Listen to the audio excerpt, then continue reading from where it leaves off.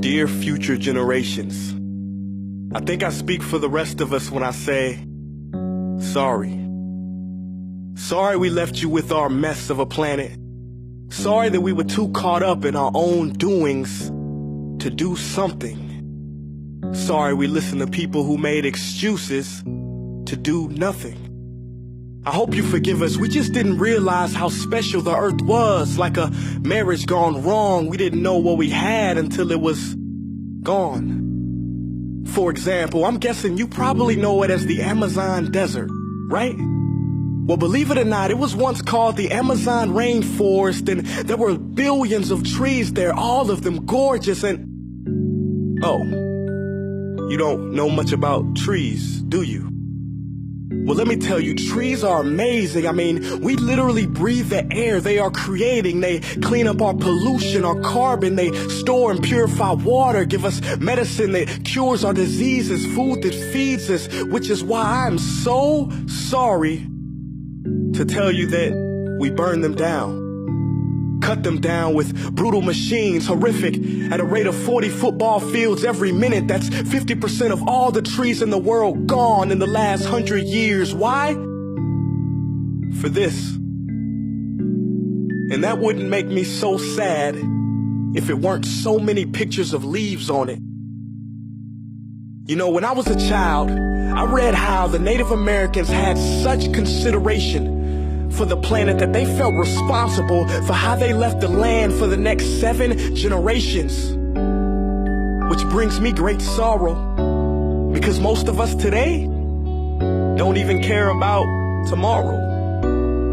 So I'm sorry. I'm sorry that we put profit above people, greed above need, the rule of gold above the golden rule. I'm sorry we use nature as a credit card with no spending limit, overdrafting animals to extinction, stealing your chance to ever see their uniqueness or become friends with them. Sorry we poison the ocean so much that you can't even swim in them. But most of all, I'm sorry about our mindset, 'cause we had the nerve to call this destruction progress.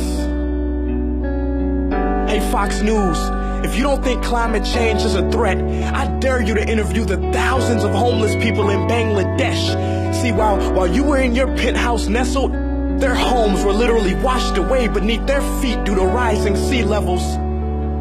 And Sarah Palin, you said that you love the smell of fossil fuels.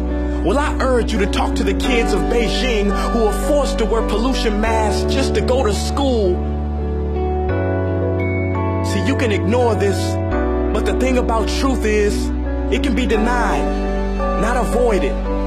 So I'm sorry, future generations. I'm sorry that our footprint became a sinkhole and not a garden. I'm sorry that we paid so much attention to ISIS and very little to how fast the ice is melting in the Arctic.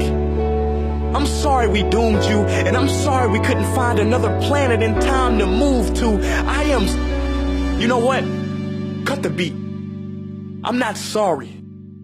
This future, I do not accept it, because an error does not become a mistake until you refuse to correct it. We can redirect this. How?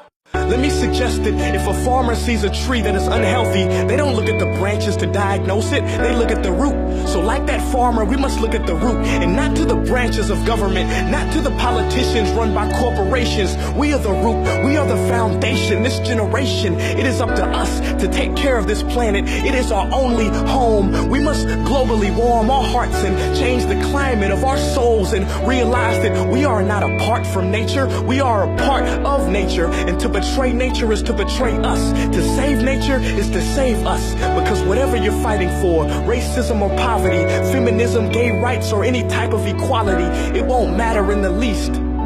Because if we don't all work together to save the environment, we will be equally extinct.